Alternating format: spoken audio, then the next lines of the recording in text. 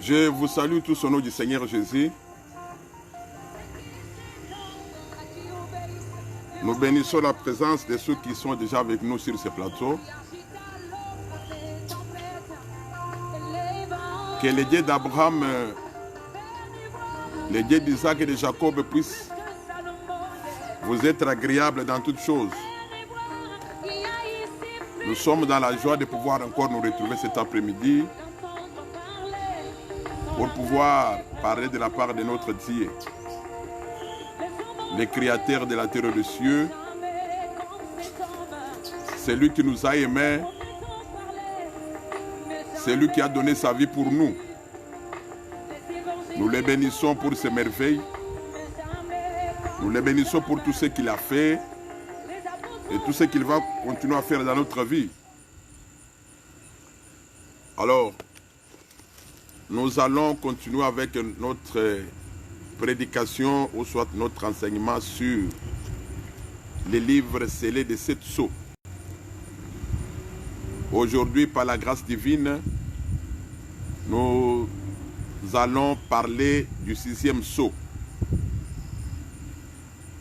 Et avant toute chose, je voudrais d'abord pouvoir exhorter le peuple de Dieu à pouvoir continuer à aimer Dieu, à pouvoir continuer à pratiquer la parole de Dieu. Vous savez, être né de nouveau, le Seigneur avait dit à Nicodème dans le livre de 3 Jean, Jean au chapitre 3, le Seigneur avait dit à Nicodème, si quelqu'un n'est pas de nouveau, il ne peut pas entrer dans le royaume de Dieu. Voilà pourquoi nous avons toujours dit au peuple, malgré la connaissance des mystères de la parole de Dieu, mais ce qui est très important, c'est la nouvelle naissance. Quand je parle de la nouvelle naissance, je parle du changement de vie. Il faut qu'un enfant de Dieu puisse avoir une nouvelle vie. C'est ça ce qui va faire à ce que tu puisses hériter le royaume de cieux. Le Seigneur a envoyé sa parole pour que cette parole puisse nous changer. Le Seigneur nous a envoyé la parole pour que la parole puisse corriger nos erreurs. La parole de Dieu, le Seigneur l'a dit dans le livre de Jérémie, elle est comme un marteau qui brise les rocs. Donc la parole du Seigneur doit nous briser. La parole, on ne peut pas la garder comme étant une récitation ou soit avoir cela comme étant de la philosophie. Mais la parole de Dieu vient pour nous changer. Elle vient pour nous donner une nouvelle vie. C'est-à-dire hier, si nous étions des voleurs, quand la parole nous trouve, la parole va nous rendre, va nous changer. Elle va nous rendre libres. Cette parole va faire à ce que nous puissions abandonner cette mauvaise vie. Et quand quelqu'un a reçu la parole, car la parole de Dieu, c'est l'Esprit de Dieu.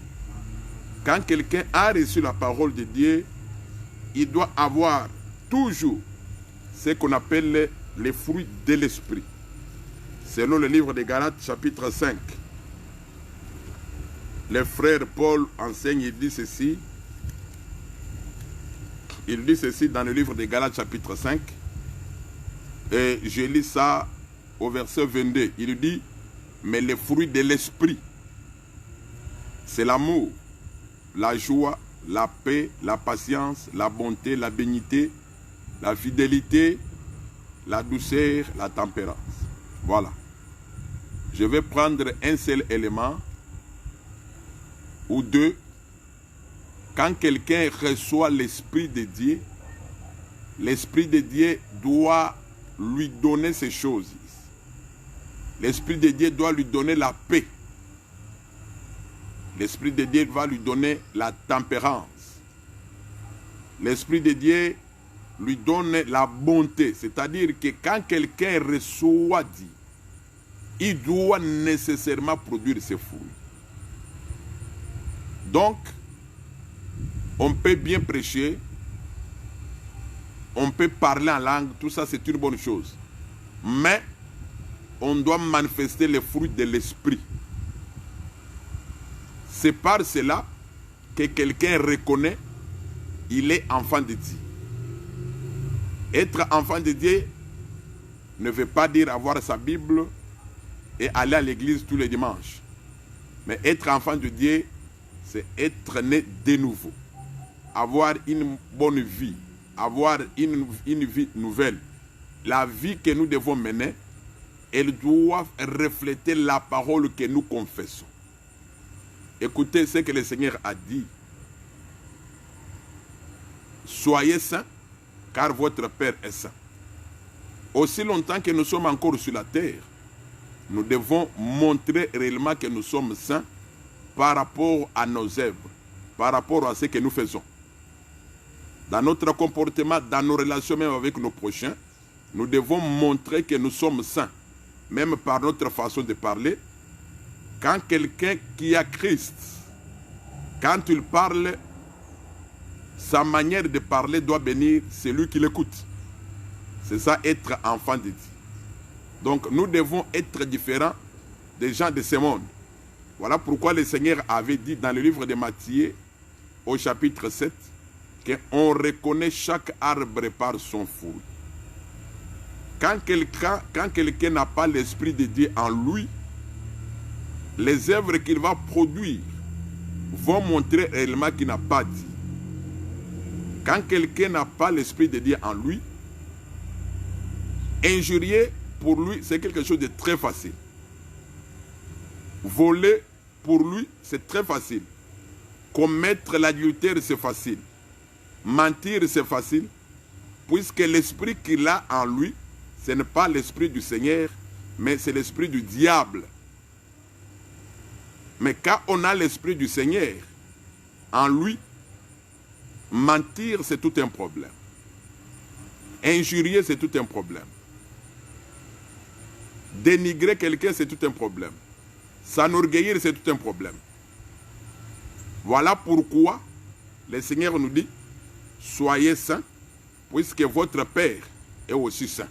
Nous devons imiter les œuvres de notre Seigneur. Que le Seigneur puisse vous bénir. Alors, nous continuons avec notre enseignement par rapport au livre scellé de cette eau. Je suis en train de dire ceci. Je reprends la lecture d'Apocalypse chapitre 4. Le Seigneur a dit, et ce que le Seigneur a dit est vrai. Le Seigneur ne trompe jamais. Ce que le Seigneur a dit reste vrai. Le Seigneur ne change pas. Il a dit ceci au verset 1er. Il a dit, après cela, je regardais et voici une porte était ouverte dans le ciel. La première voix que j'avais entendue, comme le son d'une trompette, et qui me parlait, dit, monte et je te ferai voir ce qui doit arriver dans la suite des temps. C'est ça, cette écriture montre noir sur blanc que quand Jean monte, c'est pour que le Seigneur puisse lui montrer des choses à venir. Donc il est monté pour cette raison. L'écriture dit, monte, je vais te faire voir des choses qui vont arriver bientôt. Et nous disons que parmi ces choses-là, il y a les sceaux, il y a les jugements, puisque les sceaux parlent des jugements. Il y a ces choses-là qui vont venir sur la terre. Parmi ces choses, il y a des trompettes. Parmi ces choses, il y a le rétablissement du royaume d'Israël. Parmi ces choses, il y a la bête qui sera jugée. Parmi ces choses, il y a le règne de Christ. Parmi ces choses, il y a la guerre d'Armageddon, ainsi de suite. Donc ces choses-là, ce sont des choses à venir. Mais quand vous lisez Apocalypse chapitre 1er au verset 1er, le Seigneur a dit que c'est une révélation qu'il a donnée à Jésus-Christ pour montrer à ses serviteurs. Donc ce sont des choses qui étaient cachées. Dieu a voulu nous donner cela pour que nous puissions connaître cela. Alors, nous disons ceci. La fois passée, on avait dit que quand on ouvre le premier sceau, le deuxième, le troisième, le quatrième et le cinquième, le premier sceau, on voit un cavalier, un cheval blanc. Le deuxième, on voit un cheval rouge. Le troisième, on voit un cheval noir. Et le quatrième, un cheval pâle. Nous avons dit que tout ça, c'était la manifestation du diable. Mais aujourd'hui, qu'est-ce qui se passe? Même dans le passé, qu'est-ce qui se passe? Aujourd'hui, l'Écriture dit dans le livre des Thessaloniciens que le diable est en train d'agir dans les mystères, dans les secrets. Vous allez vous souvenir que Jésus-Christ, avant qu'il soit manifesté, il a aussi travaillé dans les mystères, dans les prophètes. L'Esprit de Christ était dans Zacharie. L'Esprit de Christ était dans Ésaïe. L'Esprit de Christ était dans Ézéchiel. L'Esprit de Christ était dans tous ces prophètes que nous connaissons. Christ agissait en eux. Là, il travaillait en mystère. Il était en secret. Voilà pourquoi l'Écriture dit dans Colossiens, chapitre 1, je crois, verset 26, que le Seigneur, c'est lui qui est le mystère de tous les temps. Donc, c'est lui qui était caché. À l'époque, il a été manifesté. Il a porté les corps. Il a été vu des hommes. Mais avant, il a travaillé dans les mystères. Il a travaillé en secret. Je vais lire l'écriture de 1 Pierre. Le frère Pierre dit ça. Le frère Pierre dit ceci. 1 Pierre, je suis au chapitre 1er. Je lis le verset 10. 1 Pierre dit, les prophètes qui ont prophétisé touchant la grâce qui vous était réservée ont fait de ces salis l'objet de leur recherche et de leur investigation. Voulant sonder l'époque et l'esprit et les circonstances marquées par l'Esprit de Christ qui était en eux, qui attestait d'avance les souffrances de Christ et la gloire dont elle serait suivie. Donc vous voyez par rapport à cette écriture que Christ travaillait dans les prophètes. Son esprit était dans les prophètes. Donc à ce moment-là, Christ était un mystère. Mais à notre époque, l'Écriture explique noir sur blanc, je vais lire ça, dans le livre de Timothée. Je crois que je vais retrouver l'Écriture. Le Seigneur dit ceci. Dans 1 Timothée, chapitre 3. 1 Timothée, chapitre 3, j'ai lu le verset 16. Et sans contredit, le mystère de la piété est grand. Celui qui a été manifesté en chair, justifié par l'Esprit, vu des anges, prêché aux gentils cris dans le monde, élevé dans la gloire. Alors, je suis en train de dire que Christ, avant de se manifester dans la chair, il a d'abord travaillé en mystère. Il était dans Zacharie, il était dans Ézéchiel et tous les autres prophètes. Christ était en eux. Mais à la fin des temps, l'Écriture montre qu'il a été manifesté. De la même manière, aujourd'hui, comme Christ était entré dans les mystères, le diable aussi est entré dans les mystères. Depuis le jardin, le diable s'est incarné dans le serpent. Jusqu'à nos jours, le diable est en train de travailler dans de faux frères et dans de fausses sœurs, dans de faux prédicateurs. Voilà pourquoi quand vous lisez Matthieu chapitre 7, Matthieu chapitre 7, au verset 15, l'Écriture dit, gardez-vous des faux prophètes. Ils viennent à vous en vêtements de brebis, mais au-dedans, ce sont des loups ravisseurs. Donc, selon cette écriture, il y a des faux prophètes, mais quand vous les voyez, ils sont comme des serviteurs de Dieu, mais au-dedans d'eux, ce sont des loups ravisseurs. C'est-à-dire ces faux prophètes, ils sont dans l'église. Quand vous lisez par exemple l'église de Smyrne, vous allez voir que dans l'église de Smyrne, il y avait des gens qui se disaient des juifs, mais qui n'étaient pas juifs. Je lis ça. Apocalypse. Apocalypse chapitre 2. Apocalypse chapitre 2. Je vais lire à partir du verset 9. Je connais ta tribulation et ta pauvreté, bien que tu sois riche, et les calomnies de ta part, de ceux qui se disent juifs, et ne le sont pas, mais qui sont une synagogue de Satan. Donc, vous voyez, ici, c'est le Seigneur qui parle à nos frères de Smyrne. Smyrne n'était pas un pays juif. C'est en Asie. Alors, quand le Seigneur écrit, il part à l'église de Smyrne, il va dire à l'église de Smyrne que au-dedans de vous, au milieu de vous, il y a une synagogue de Satan. Des gens qui séduisent des juifs, mais qui ne le sont pas.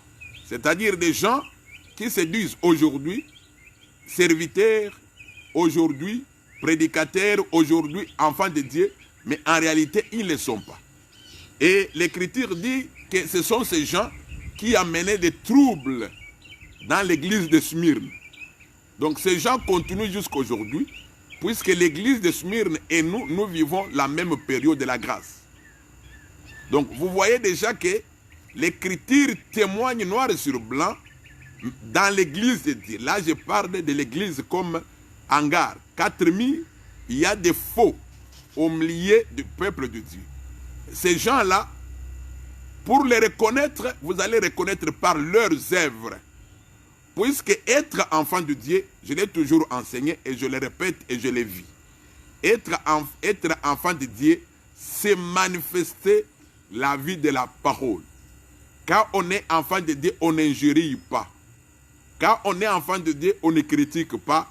Quand on est enfant de Dieu, on ne vole pas. On ne peut pas haïr son prochain. Quand on est enfant de Dieu, on pardonne tous, on aime tous. C'est ça la nature de la parole de Dieu. Mais si au milieu de vous, vous voyez des serviteurs, vous voyez des enfants de Dieu qui peuvent mentir facilement, qui peuvent détester les autres facilement, comprenez que c'est une synagogue de Satan selon l'écriture de Smyrne. Donc, dans l'église aujourd'hui, il y a la synagogue de Satan. Et tous ces gens-là, on les reconnaît par leurs œuvres. Voilà pourquoi nous avons dit qu'aujourd'hui, le diable est en train de travailler en mystère. Mais au jour du Seigneur, selon ce que le frère Paul a dit, le frère Paul a dit qu'il sera révélé en son temps. Dans un autre langage, il sera manifesté. Celui qui est en train de travailler aujourd'hui, dans de faux frères, dans de fausses sœurs, un jour il sera manifesté.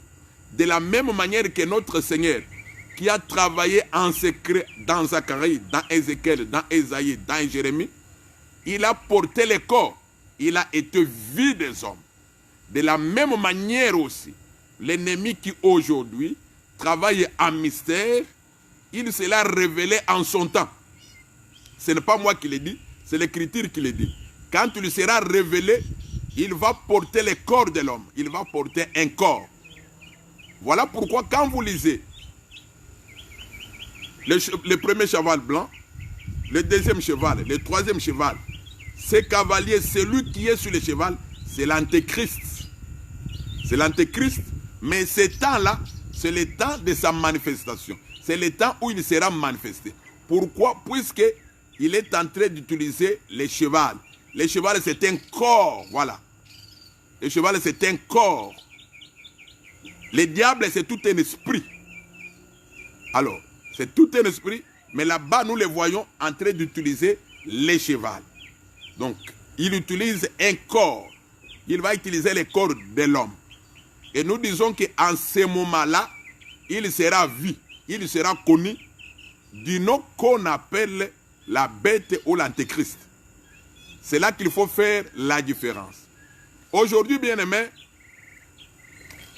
Nous disons à haute voix que les sceaux ne sont pas ouverts. Pourquoi? Puisque quand on ouvre des sceaux, on ne voit que des jugements. Le deuxième sceau, par exemple, la paix est enlevée du monde pour qu'il y ait la guerre.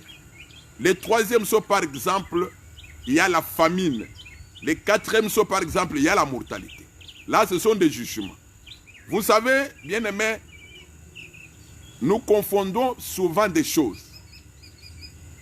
Nous confondons des choses. Je vais vous lire une écriture dans Deutéronome chapitre 28.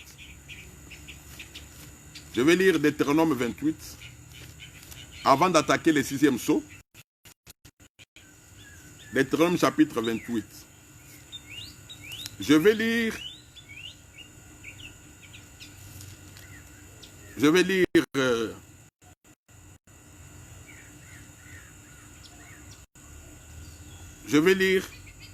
le verset 15. Et je vais sauter. Mais si tu n'obéis point à la voix de l'Éternel ton Dieu, si tu n'observes pas et ne mets pas en pratique tous ces commandements et toutes ces lois que je te prescris aujourd'hui, voici toutes les malédictions qui viendront sur toi et qui seront ton partage. Je saute, je vais lire le verset 21. L'Éternel attachera à toi la peste jusqu'à ce qu'elle te consume dans le pays dont tu vas entrer en possession. L'Éternel te frappera de consomption, de fièvre, d'inflammation, de chaleur brûlante, de dessèchement, de jaunisse, de gangrène et qui te poursuivront jusqu'à ce que tu périsses. Voilà. Le Seigneur dit ceci au peuple d'Israël, que si tu n'obéis pas à mes commandements, à ma parole, voilà les malédictions qui vont te suivre. Parmi ces malédictions, il y a des maladies, il y a des pestes, il y a des épidémies. Donc, les maladies, le Seigneur, il les utilise comme des jugements pour frapper le monde. Pour frapper le monde. Même aussi pour frapper Israël, le Seigneur a utilisé des maladies. Là, ça devient jugement. Donc, il y a la maladie qui est maladie naturelle, puisque le monde est rempli de microbes, mais il y a aussi des maladies qui sont des maladies comme jugement. Voilà pourquoi je vous ai donné l'écriture où le Seigneur dit à Israël que si vous n'obéissez pas, voilà les malédictions qui vont vous suivre. Donc la peste, le Seigneur, il l'utilise pour maudire Israël. Il l'utilise pour juger. Donc cette peste-là devient un jugement. Je vais vous donner un autre exemple. Il y a par exemple des grandes pluies qui tombent sur la terre. Et ces pluies qui tombent sur la terre, ces pluies qui tombent sur la terre détruisent. Ces pluies-là, ce ne sont pas un jugement. Ce sont des pluies naturelles que le Seigneur a créées. Mais quand le Seigneur veut juger le monde, le Seigneur va utiliser ces pluies comme jugement pour les rendre intenses. Il va les intensifier. Donc, il va utiliser ces pluies pour frapper le monde. Mais aujourd'hui, c'est que nous devons comprendre que quand il y a des catastrophes naturelles, celui qui est averti, il doit comprendre que ces catastrophes naturelles, ces maladies naturelles, ces choses ont été créées par Dieu. Puisque c'est Dieu qui a créé les catastrophes naturelles. Alors, celui qui est averti, celui qui a l'Esprit du Seigneur, doit comprendre que ça, c'était le langage de Dieu. Pour dire que Dieu, un jour, comme c'est lui le maître de toutes ces choses, un jour, il pourra prendre ces choses pour juger le monde.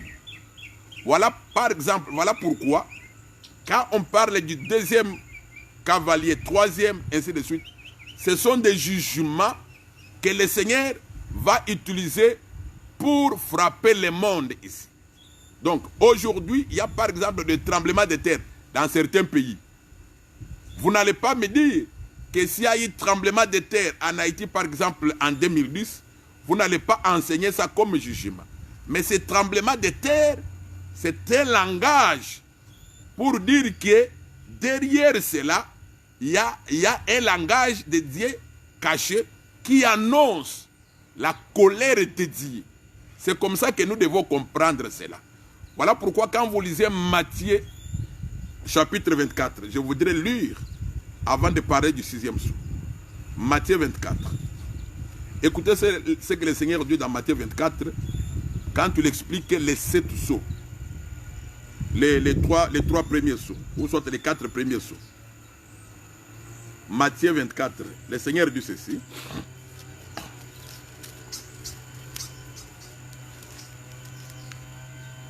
Je lis à partir du verset 6.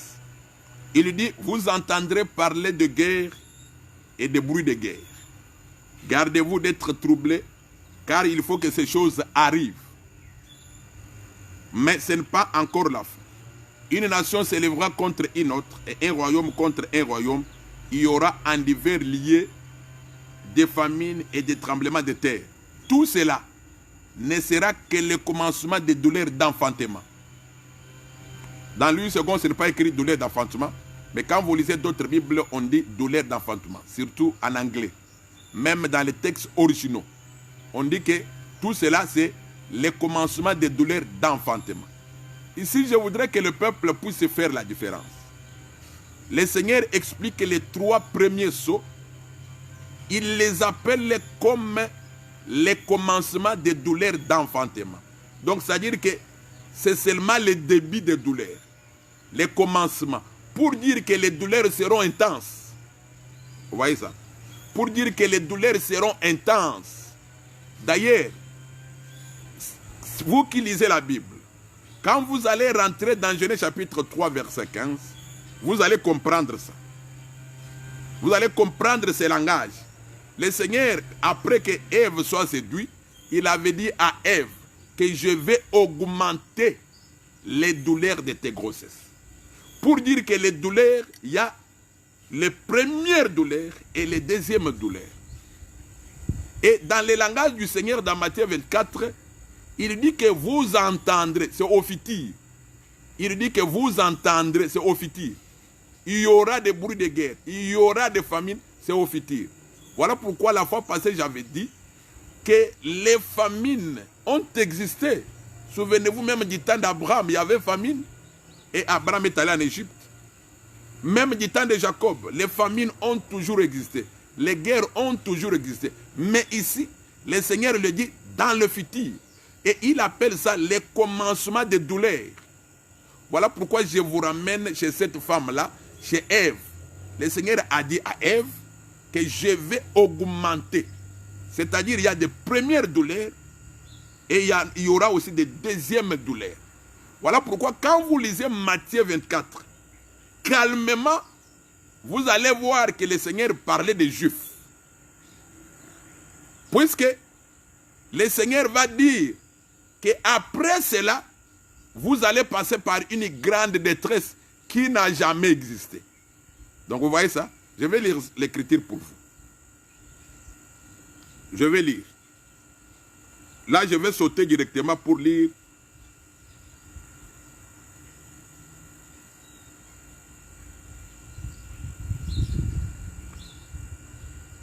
J'ai lu le verset 16. Matthieu 24, verset 16. Alors que ceux qui seront en Judée fuient dans les montagnes, que celui qui sera sur les toits, ainsi de suite. Mais l'écriture qui m'intéresse beaucoup ici, c'est, voilà, verset 21. Matthieu 24, verset 21. Le Seigneur dit, car alors la détresse sera si grande qu'il n'y en a point eu de pareil depuis le commencement du monde jusqu'à présent, qu'il n'y en aura jamais. Donc, vous voyez cette écriture ici. L'écriture parle qu'il y aura une grande détresse. Et le Seigneur avait déjà promis à Israël. Dans Jérémie chapitre 30, le Seigneur avait déjà dit aux enfants d'Israël que vous allez passer par une grande détresse. Jérémie 30 parle du jour, le temps de la détresse de Jacob. Voilà pourquoi le Seigneur quand tu l'expliques les 3 premiers sceaux, donc en fait, donc il explique les 2e, les 3e et les 4e sceaux, le Seigneur, il dit que c'est le commencement des douleurs d'enfantement. Et après ces douleurs-là, il y aura une grande douleur que le Seigneur appelle une grande détresse pour Jacob. Je crois que je vais revenir sur ça quand je vais parler de la femme qui est enceinte d'Apocalypse chapitre 12. Alors, aujourd'hui, d'ailleurs, vous qui êtes intellectuels, dans le monde, il y a la mortalité. Mais un peu partout dans le monde, vous allez remarquer que c'est la natalité, le taux de natalité qui est plus élevé que la mortalité. Mais quand vous lisez le 4e sceau, écoutez ce que la Bible dit. Au 4e sceau. La Bible dit ceci au 4e sceau.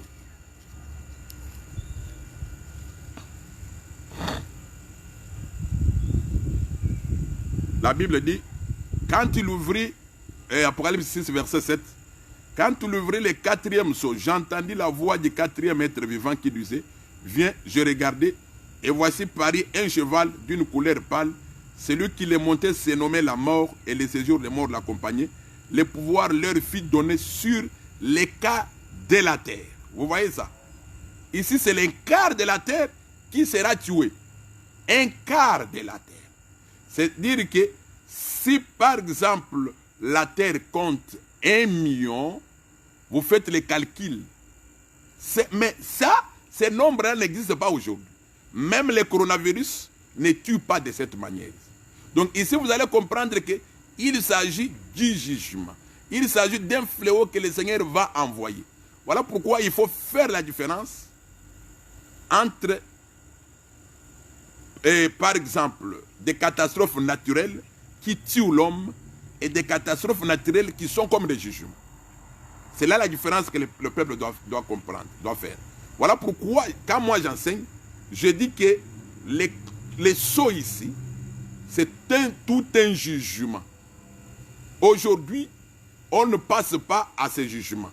Il y a des gens qui peuvent me dire, écoutez, pasteur, au début de l'église, il y a eu persécution. Oui, il y a eu persécution.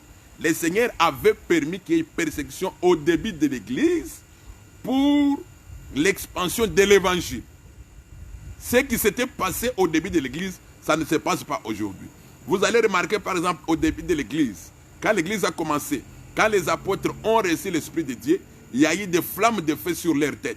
Mais aujourd'hui, ça n'existe plus. Tout cela, c'était juste pour l'expansion de l'évangile. Aujourd'hui, les chrétiens, ils ne passent plus à la guerre. Donc ce n'est plus comme au début. Et quand on dit par exemple qu'une nation va s'élever contre une autre, on ne peut pas expliquer cela pour dire que cette nation, il s'agit des enfants de Dieu contre les enfants du diable. Non. Ici, la Bible dit que c'est une nation. C'est-à-dire les États-Unis, par exemple, contre le Canada. C'est ça, ce qu'on appelle une nation. Et quand vous continuez même la lecture, on dit que vous serez trahis. Ici, ce sont des Juifs qui seront trahis quand ils vont refuser de croire à la bête. Et quand je vais continuer l'enseignement, vous allez comprendre ça. Alors, je lis maintenant le 6e sceau. J'ai pris beaucoup de temps, mais je vais faire un effort pour être bref. Je lis maintenant le 6e sceau. J'ai regardé le verset 12. Apocalypse 6, verset 12. J'ai regardé quand il ouvrit le 6e sceau. Et il y eut un grand tremblement de terre. Le soleil devint noir comme un sac de crin. La lune entière devint comme du sang. Et les étoiles du ciel tombèrent sur la terre comme lorsqu'un figuier secoué par un vent violent jette ses figues vertes. Le ciel se retira comme un livre qu'on roule, et toutes les montagnes et les îles furent remuées de leur place. Les rois de la terre, les grands et chefs militaires, les riches, les puissants, tous les esclaves et les hommes libres se cachèrent dans les cavernes et dans les rochers des montagnes. Ils disaient aux montagnes, aux rochers, tombez sur nous et cachez-nous devant la face de celui qui est assis sur le trône et devant la colère de l'agneau. Voilà. Par rapport à cette écriture, quand on ouvre le 6e sceau, quand Jean regarde, il voit un grand tremblement de terre. Le tremblement de terre a toujours existé. Mais ici, le Seigneur utilise le tremblement de terre comme un jugement. Ici, ça devient maintenant comme un jugement. Alors, quand il y a le tremblement de terre, qu'est-ce que Jean voit? Il voit le soleil qui devient comme un sac de crin. C'est-à-dire le soleil devient noir et la lune devient rouge et les étoiles du ciel commencent à tomber. Ça d'abord, naturellement, ce sont des effets naturels qui arrivent à un moment. Vous qui êtes allé à l'école, quand vous lisez dans l'histoire, vous allez vous souvenir que vers les années 17 et 1700, quelque chose, 1750, il y a eu des phénomènes pareils, où le soleil a perdu son éclat. Puisque quand le soleil devient noir, il perd sa lumière. Et même quand tu as éclipse pendant la journée, vous allez remarquer que le soleil est en train de perdre son éclat. Puisque c'est le soleil qui donne la lumière sur la terre. Donc ce sont des phénomènes naturels. Mais ça, en ces temps-là, le Seigneur va utiliser ces phénomènes pour maintenant le jugement. Ça ne va plus se reproduire de cette manière. Le Seigneur va intensifier cela. Il va intensifier puisque ça devient maintenant un jugement. Tout le monde connaît ce qu'on appelle l'éclipse. Des fois, quand le soleil perd son éclat, tout le monde connaît ça. Et ce sont des phénomènes, quand vous lisez même l'histoire, vous allez remarquer que ce sont des phénomènes qui sont déjà arrivés dans le monde. Alors, quand cela arrive, le Seigneur avait déjà promis par les prophètes qu'il va... Je vais lire ça. Le Seigneur avait déjà promis. Je vais lire d'abord Marc chapitre 13.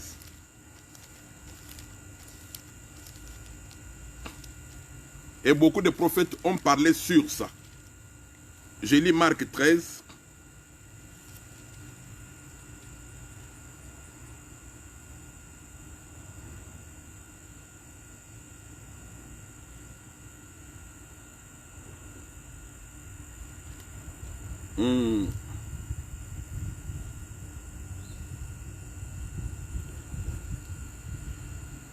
Alors, j'ai lu le verset 24. Je lis verset 24. Mais dans ces jours, après cette détresse, le soleil s'obscurcira, la lune ne donnera plus sa lumière, les étoiles tomberont du ciel et les puissances qui sont dans les cieux seront ébranlées. Voilà. Donc, nous comprenons que le 6e sceau parle d'embrasement de la terre et des cieux. Embraler veut dire seulement bouger, faire trembler la terre et le ciel. Il va faire osciller cela, puisque c'est lui qui est le maître. Donc, le Seigneur avait déjà promis qu'il y aura embrasement de la terre. Et si vous lisez Ézéchiel, si vous lisez Jérémie, si vous lisez Ésaïe, vous lisez Joël, tous ces prophètes, même âgés, ils ont parlé de ça.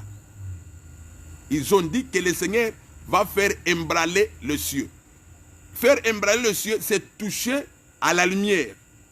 Le soleil, la lune et les étoiles qui donnent la lumière, quand le soleil touche à ça, il n'y aura plus de lumière sur la terre. Et l'embrasement de la terre, c'est quand il y a des tremblements de terre. Or, les tremblements de terre ont toujours existé. Mais les tremblements de terre dont le Seigneur promet ici, il s'agit du jugement. Même l'ébranlement des cieux dont le Seigneur promet ici, il s'agit du jugement. Ça ne sera pas quelque chose de naturel, ça devient maintenant un jugement. Et pourquoi le Seigneur promet ça? Et quel est le but du Seigneur? Qu'est-ce que le Seigneur poursuit dans ça? Alors, quand vous lisez, premièrement, je vais d'abord lire premièrement Ézéchiel. Je vais lire premièrement Ézéchiel.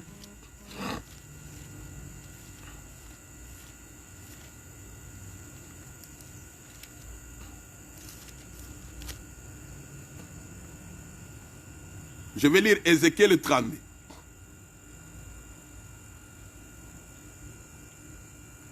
Je vais lire Ézéchiel 32.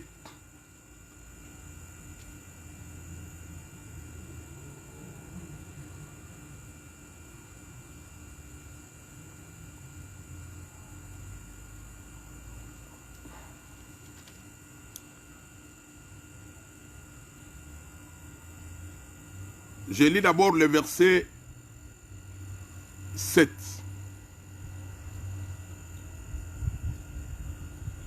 Quand je t'éteindrai, je voilerai les cieux, et les ravins seront remplis de toi. Non, quand je t'éteindrai, je voilerai les cieux et j'obscurcirai leurs étoiles. Je couvrirai les soleils des nuages, et la lune ne donnera plus sa lumière. J'obscurcirai à cause de toi tous les luminaires des cieux, et je répandrai les ténèbres sur ton pays, dit le Seigneur l'Éternel. Voilà. Ici le Seigneur, il s'adresse à Pharaon. Il promet qu'il va envoyer les ténèbres sur son pays. Donc, les tremblements, l'embrasement de cieux, c'est pour envoyer les ténèbres sur les pays des pharaons, donc sur le monde. Donc ça sera à l'époque, donc ça sera à cette époque-là qui va venir, c'est-à-dire à la dernière semaine de Daniel, à la dernière semaine de Daniel, à l'époque où la bête va prendre bien sûr les règnes de la terre, le monde sera à lui. Voilà pourquoi le Seigneur promet déjà qu'il va envoyer cela. Il va envoyer les ténèbres pour les crocodiles, pour Pharaon. Et il va faire cela. Donc c'est-à-dire que c'est un jugement. Un jugement. Alors, je vais encore prendre une autre écriture. Je vais prendre encore une autre écriture. Je crois que je vais retrouver l'écriture.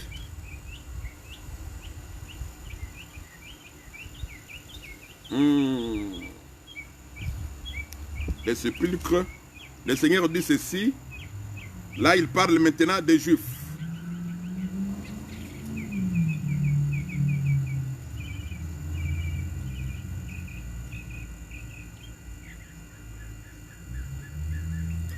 Ok, je vais lire d'abord Joël. J'ajoute l'écriture de Joël. Voilà. Joël chapitre 2.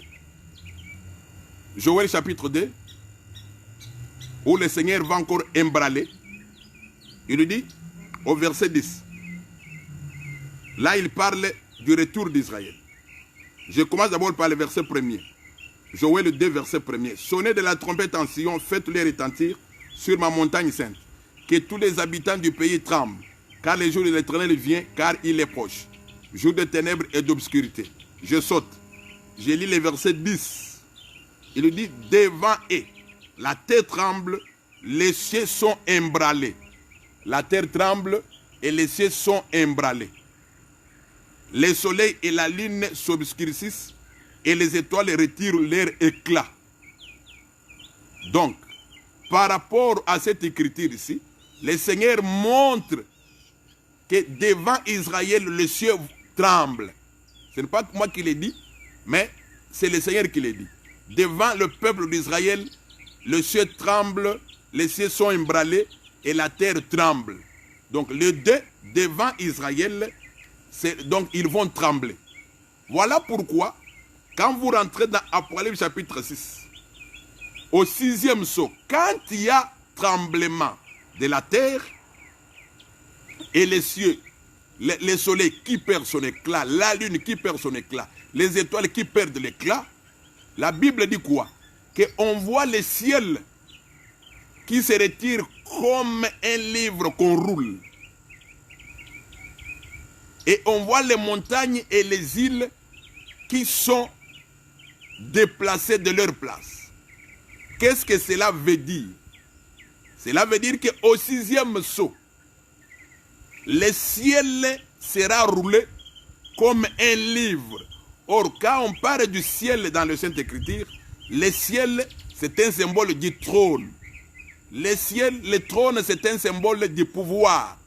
Pour dire que quand le 6e sceau sera ouvert, le pouvoir des hommes de ce monde, des gens de ce monde, va tomber. Donc, voilà pourquoi, quand on ouvre ce sceau-là, à cause de ce qui se passe, l'Écriture dit que les chefs militaires, les autorités, tous ces gens de ce monde, ils vont chercher à se cacher.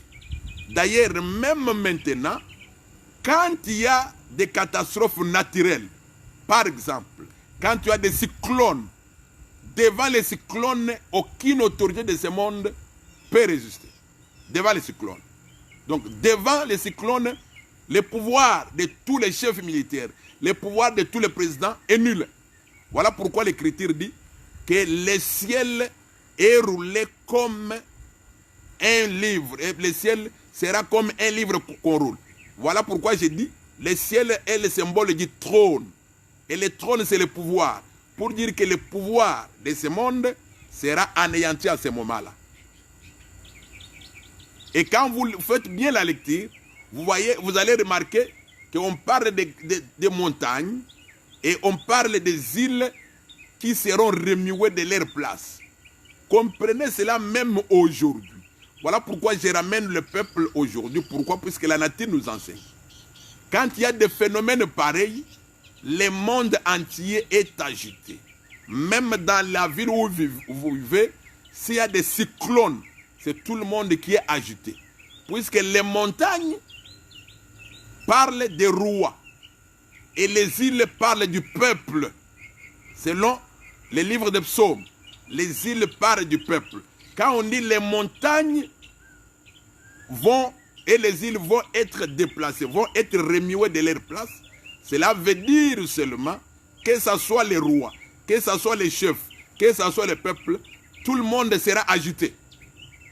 Puisque quand il y a par exemple des foudres, des cyclones, même si vous êtes dehors en train de lire un journal, ou soit en train de regarder, de faire quelque chose, quand il y a des choses pareilles, vous allez vous déplacer de là, chercher à vous enfouir. Voilà pourquoi l'Écriture dit que quand ça va arriver, les gens vont s'enfuir.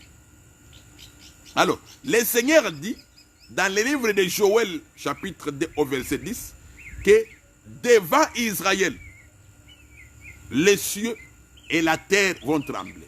La lune et les étoiles vont perdre leur éclat. Donc, alors, or, ces choses-là font à ce que les rois de la terre puissent perdre leur pouvoir, puissent se cacher, puissent fuir devant la colère de Dieu. Alors, vous allez vous souvenir que quand Israël revenait du pays d'Égypte pour aller dans son territoire, c'était tous les rois de la terre qui tremblaient devant Israël. Je vais lire là. Je vais lire ça. Nombre chapitre 22. Nombre chapitre 22. Nombre chapitre 22. Quand vous lisez à partir du verset 1er. Les enfants d'Israël partirent et ils campèrent dans les plaines de Moab au-delà du Jourdain vis-à-vis de Jéricho. Balak, fils de Tsippor, vit tout ce qu'Israël avait fait aux Amoréens. Et Moab fut très effrayé. En face d'un peuple aussi nombreux, il fut saisi de terreur en face des enfants d'Israël.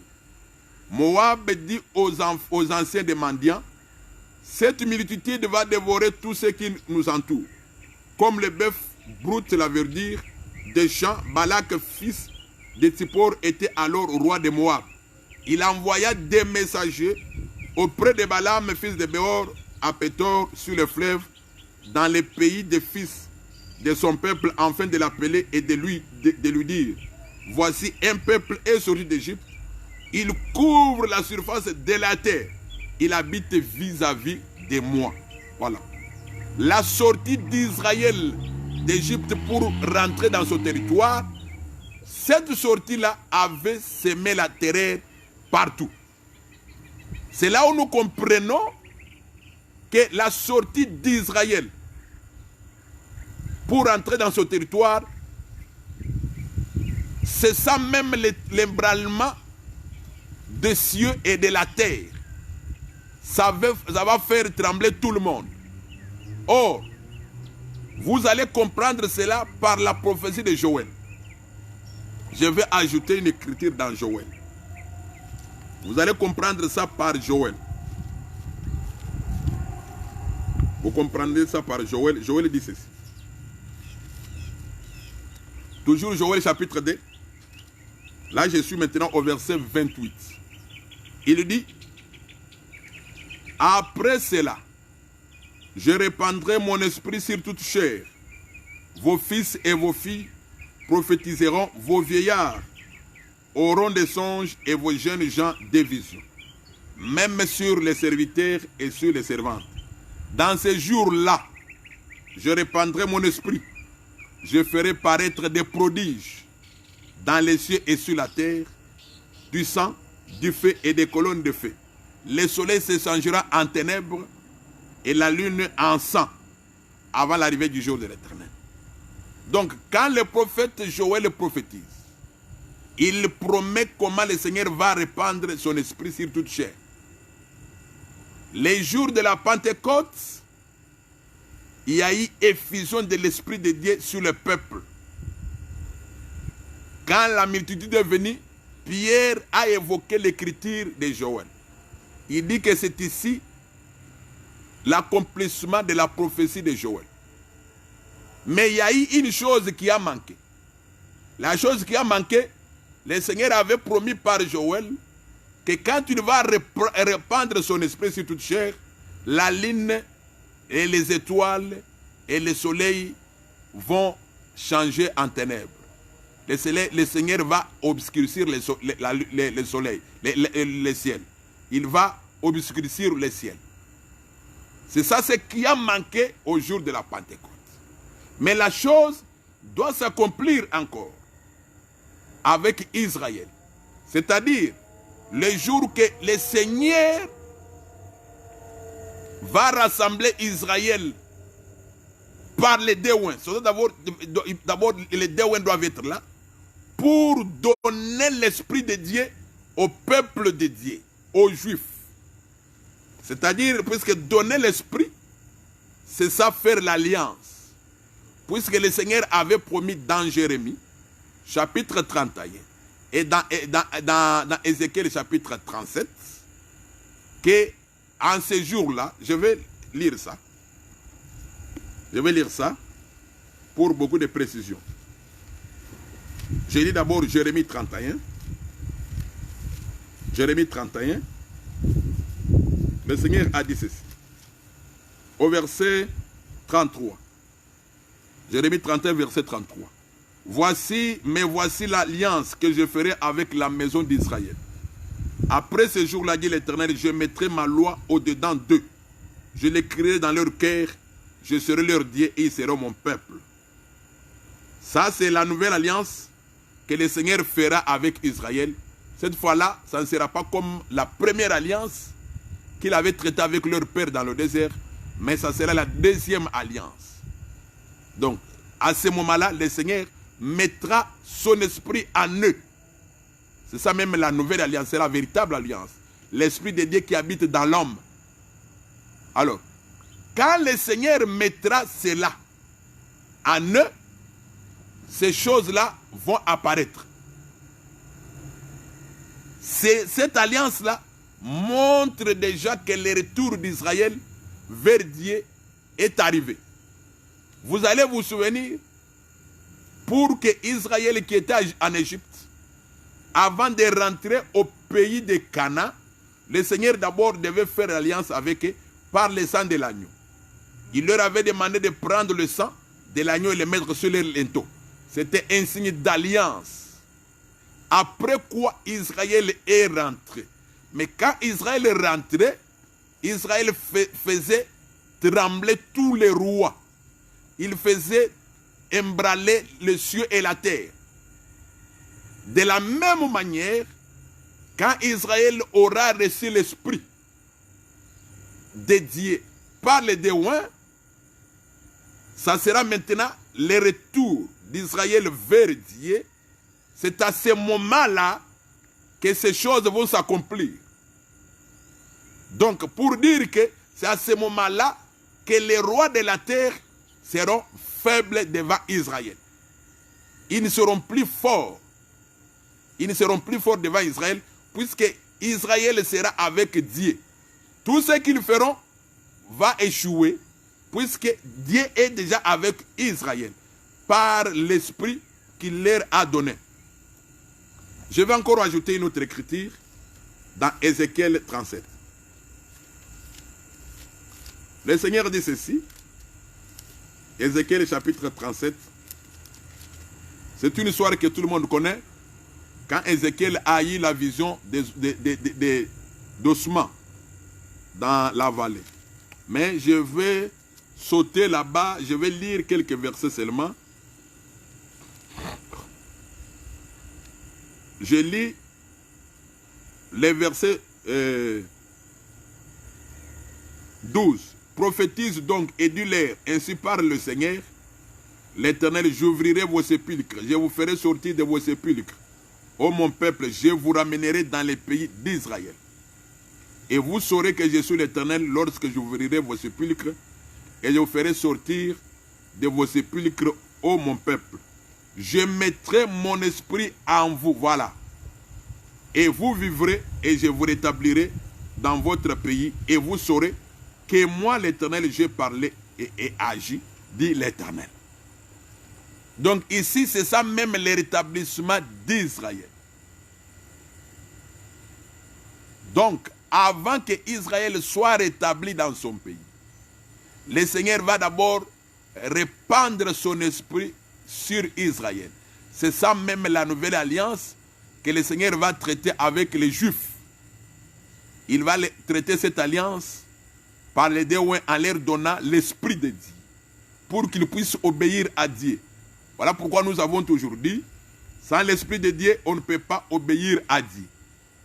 Alors, le verset 15 du même chapitre dit ceci. La parole de l'Éternel me fit adresser en ces mots.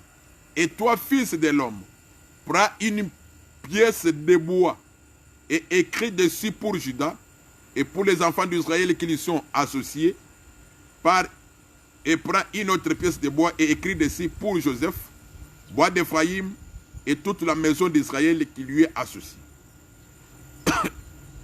Rapproche-les l'une et l'autre pour en former une pièce, en sorte qu'elle soit unie dans ta main. Et lorsque les enfants de ton peuple te diront, ne nous expliquerais-tu pas ce que cela signifie? Et réponds-leur, ainsi parle le Seigneur, l'Éternel, voici, je prendrai le bois de Joseph, qui est dans la main d'Éphraïm, et les tribus d'Israël qui lui sont associés, et je les joindrai au bois de Juda, et j'en formerai un seul bois, en sorte qu'il ne soit qu'un dans ma main. Voilà. Donc, vous voyez cette écriture ici. Israël a été divisé après la mort de Salomon. Il y a eu deux royaumes, le royaume du sud et le royaume du nord. Et jusqu'à aujourd'hui, ils sont divisés. Alors, ça sera à cette période que le Seigneur va les ramener pour les mettre ensemble. Vous allez vous souvenir même avec le prophète Élie, du temps où Israël était sous la domination de Jézabel. Élie avait rassemblé les 12 pierres avant que l'offrande, avant que le feu descende du ciel. Ce que Élie faisait, c'était déjà un langage pour dire que Israël qui est divisé, il sera rassemblé un jour. Alors, quand le Seigneur va rassembler les deux royaumes, ça deviendra un seul royaume. Écoutez ce que Ézéchiel 37 dit. Toujours Ézéchiel 37 dit ceci, au verset 22. Je ferai d'une seule nation dans les pays, dans les montagnes d'Israël, ils auront tous un même roi. Ils ne formeront plus deux nations et ne seront plus divisés en deux royaumes. Donc aujourd'hui, ils sont divisés en deux royaumes, mais en ce moment-là, quand le Seigneur va répandre son esprit sur eux, c'est alors qu'ils seront un. Alors, quand ils auront reçu l'Esprit de Dieu sur eux, c'est alors qu'ils seront forts. Qu'ils seront forts. Donc, c'est l'Esprit de Dieu, la parole du Seigneur, qui va les rassembler. Puisque aujourd'hui, ils sont divisés. Alors, quand ils seront rassemblés, voilà pourquoi quand vous allez lire Apocalypse chapitre 7, vous allez remarquer qu'on reprend là-bas toutes les tribus. 12 000 de telles tribus, 12 000 de telles tribus, 12 000 de telles tribus. Quelqu'un peut me poser la question, on ne voit pas la tribu de Dan. Comme c'est la prophétie, je vais expliquer ça prochainement. Donc vous allez voir que toutes les tribus sont rassemblées là-bas dans Apocalypse chapitre 7. Or, quand il y a une division, il y a eu Judas et Benjamin de l'autre côté, et après quelques temps, Lévi avait suivi. Et quelques membres, mais les autres tribus étaient restés de l'autre côté. Alors, quand le Seigneur va les rassembler par son esprit, bien sûr, par sa parole, au travers les déoins, c'est alors qu'ils seront forts. Voilà pourquoi l'Écriture dit que quand le Seigneur va obscurcir les ciels, la lune, les étoiles, donc la lumière, quand le Seigneur va toucher la lumière, quand il y aura des tremblements de terre, les rois de ce monde ici, ils auront peur. Donc leur pouvoir sera dépouillé. Voilà pourquoi on dit que le ciel sera roulé comme un livre. Le ciel sera comme un livre qu'on est en train de rouler. Le ciel va disparaître comme un livre qu'on est en train de rouler. Voilà pourquoi j'ai dit que le ciel, c'est un symbole du trône. Et le trône, c'est le symbole du pouvoir. Pour dire que quand Israël va recevoir l'Esprit de Dieu, le pouvoir du monde va déjà disparaître, va partir. Cela aussi est arrivé à la croix. Vous allez vous souvenir que quand le Seigneur était à la croix, le Seigneur avait fait aussi qu'il y ait des ténèbres. Il y a eu aussi tremblement de terre. Cela était aussi un langage. Quand le Seigneur l'a fait, c'était aussi un jugement contre le monde des ténèbres. Le Seigneur avait emballé les cieux, il a emballé la terre quand il était à la croix. Voilà pourquoi quand le frère Paul parle de la croix du Seigneur, il dit que c'était à la croix qu'il avait dépouillé les dominations, les autorités. Donc le fait de faire cela, c'était la guerre, une bataille que le Seigneur avait engagée contre le monde des ténèbres. Donc voilà le sixième sceau. Donc le sixième sceau, il s'agit du jugement toujours. Il s'agit du jugement, mais cette fois-là, je vous ai expliqué que ça vient après que Israël ait reçu l'Esprit de Dieu. Puisque Joël avait déjà prophétisé que quand je répandrai l'Esprit, voilà ce qui va se passer. Et j'ai dit qu'à la Pentecôte, on n'a pas vu ces miracles-là. Donc il n'y a pas eu embrasement de la terre, il n'y a pas eu embrasement des cieux. Ça, c'était la première partie de la prophétie. Mais quand la prophétie va s'accomplir dans sa deuxième partie, puisqu'il y a ce que nous avons toujours appelé la dualité de la prophétie. Donc, dans sa deuxième partie, c'est alors que ces choses-là, ces bouleversements cosmiques, va se faire physiquement.